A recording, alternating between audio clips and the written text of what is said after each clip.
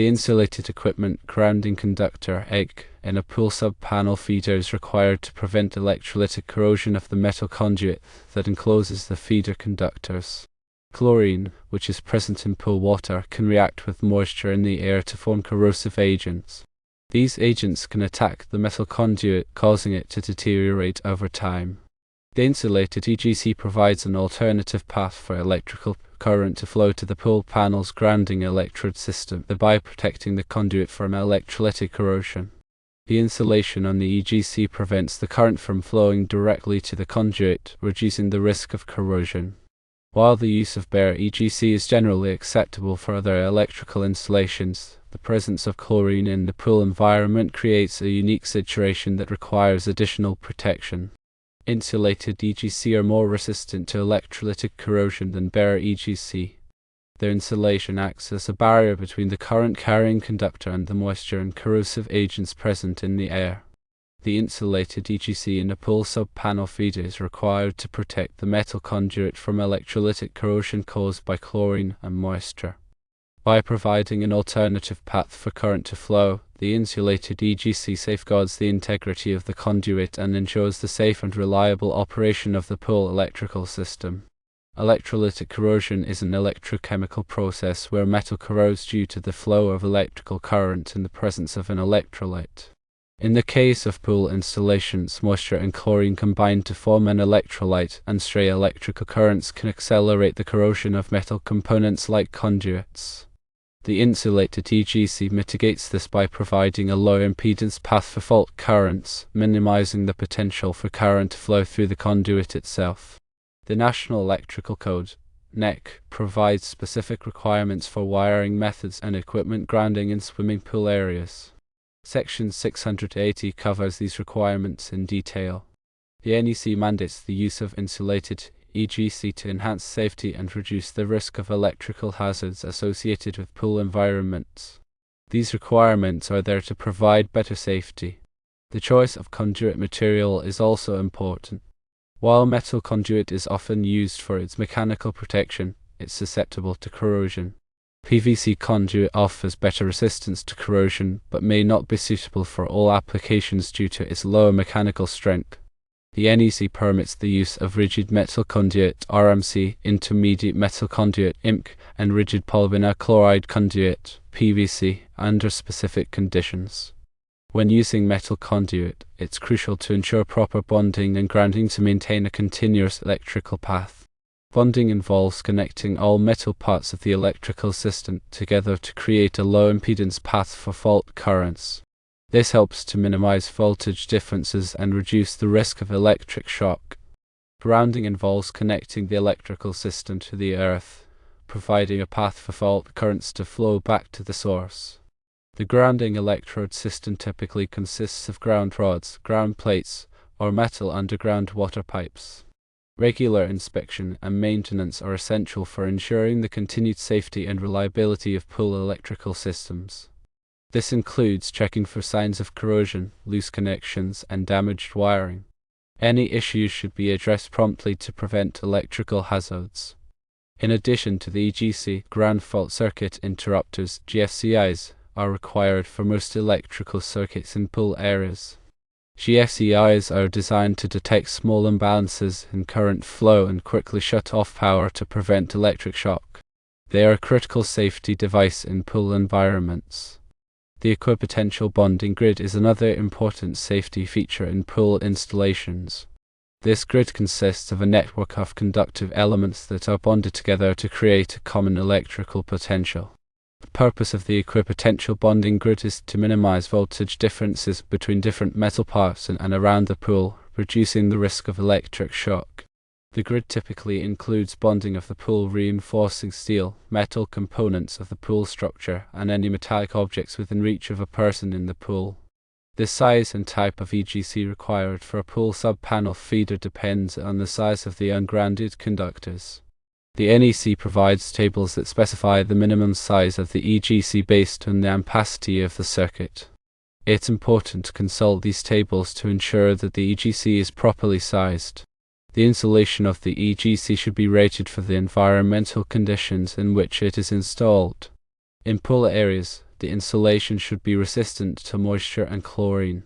The NEC specifies the types of insulation that are suitable for wet locations.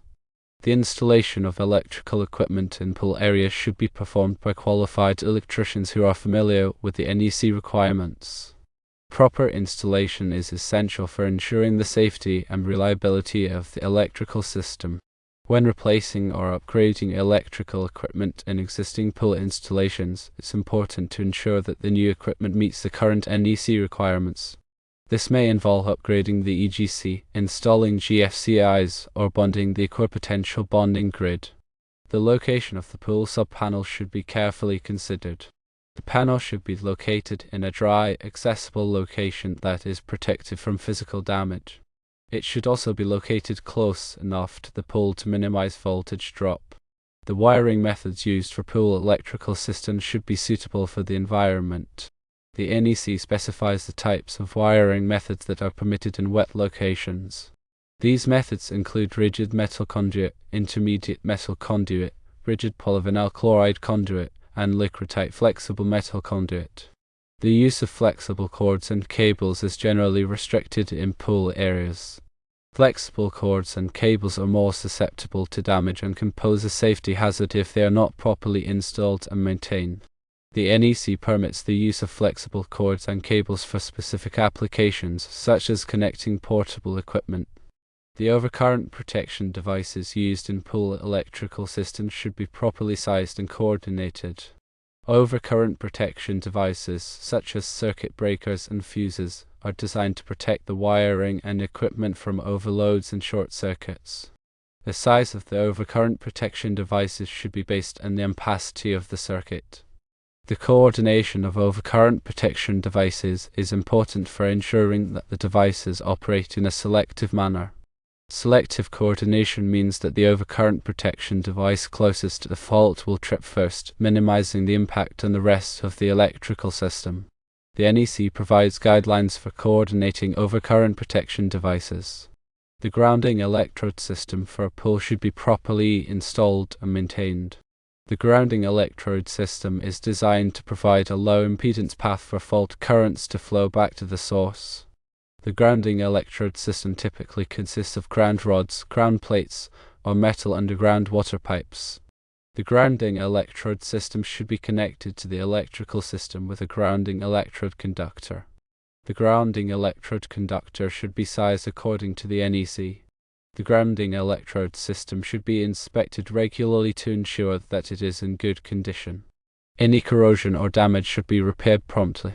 The use of underwater lighting in pools requires special precautions. Underwater lighting fixtures should be listed for underwater use and should be installed in accordance with the manufacturer's instructions. The fixtures should be supplied by a GFCI protected circuit. The fixtures should be bonded to the equipotential bonding grid. The wiring for underwater lighting fixtures should be installed in rigid metal conduit, intermediate metal conduit, or a rigid polyvinyl chloride conduit. The conduit should be sealed to prevent water from entering the fixture. The use of electrical equipment near pools requires special precautions.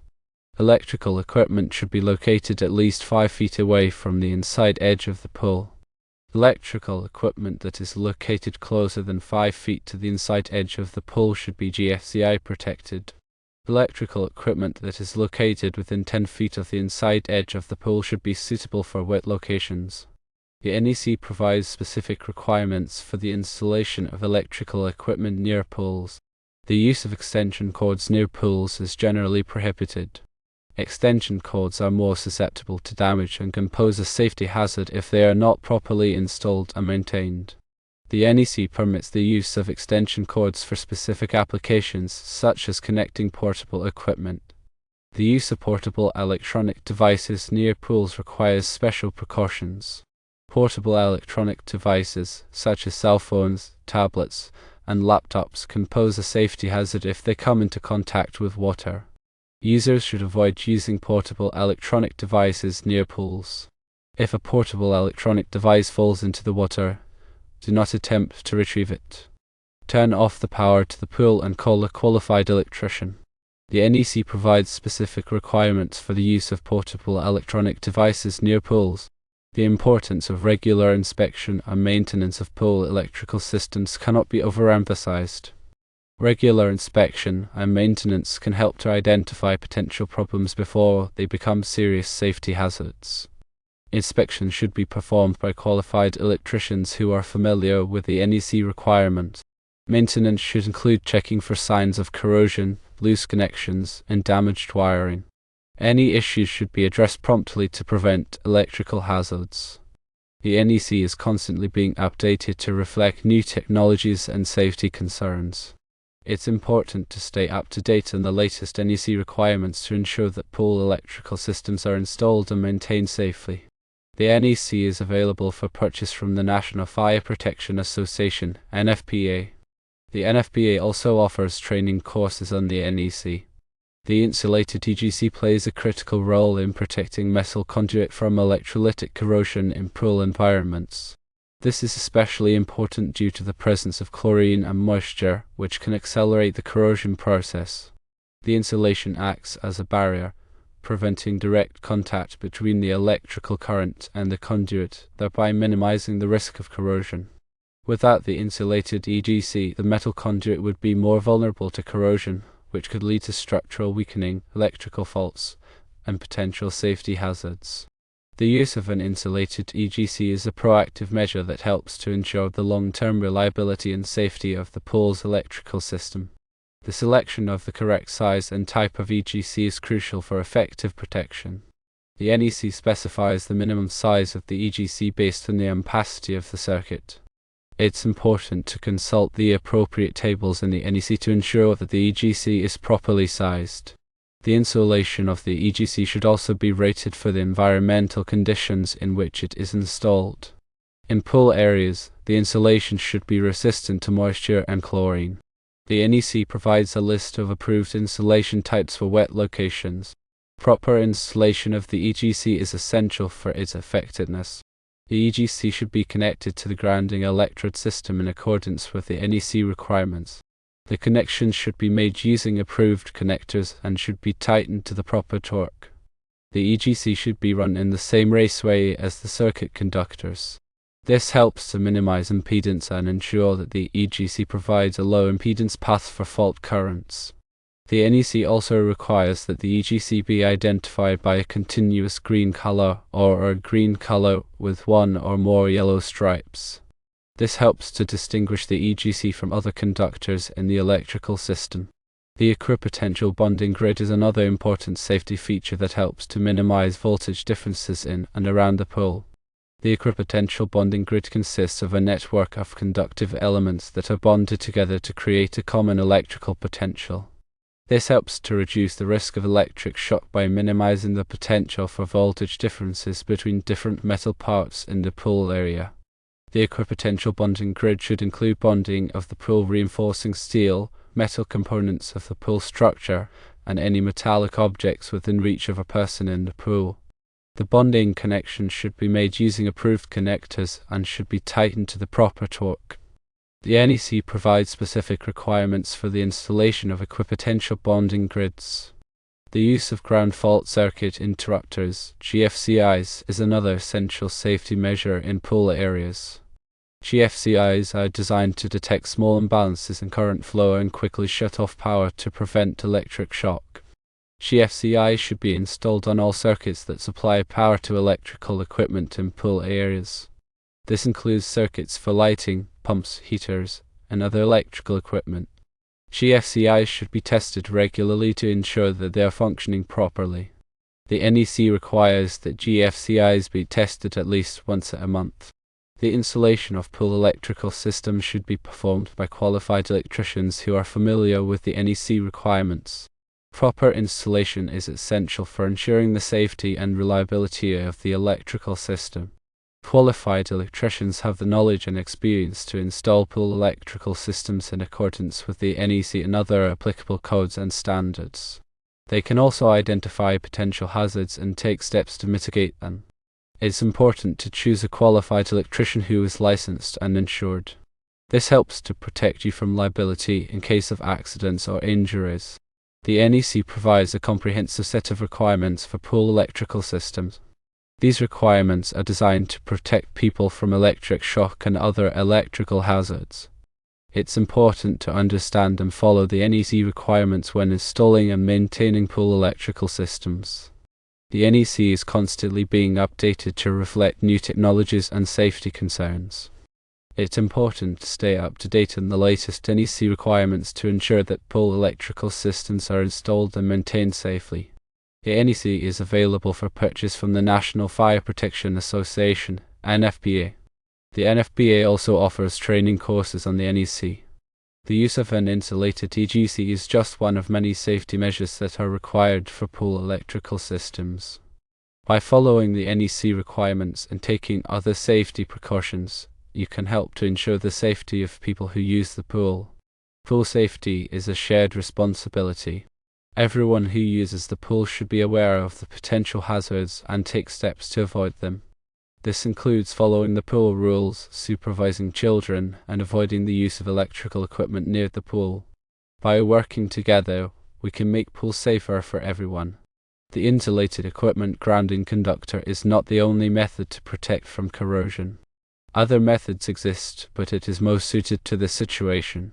One method is to add sacrificial anodes, which are made of a metal that is more easily corroded than the metal that needs protecting. The anode corrodes instead of the conduit. Another method is to use corrosion-resistant materials for the metal conduit. These include stainless steel or PVC-coated conduit. The proper installation and maintenance of the insulated equipment grounding conductor is essential for its effectiveness. This includes ensuring that the conductor is properly sized, that the connections are tight, and that the insulation is not damaged. Regular inspections can help to identify any problems early on before they become serious. Finally, the NEC, specifically Section 680, addresses the requirements for swimming pools, spas, and hot tubs. This section covers everything from wiring methods to grounding and bonding, and it is essential for anyone involved in the design, installation, or maintenance of these systems. The NEC is a comprehensive document that provides detailed guidance on how to safely install and maintain electrical systems in pool areas.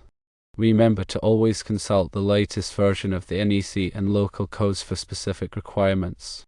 Always prioritize safety and consult with a qualified electrician for any electrical work related to pools. This ensures a safe and enjoyable swimming environment for everyone.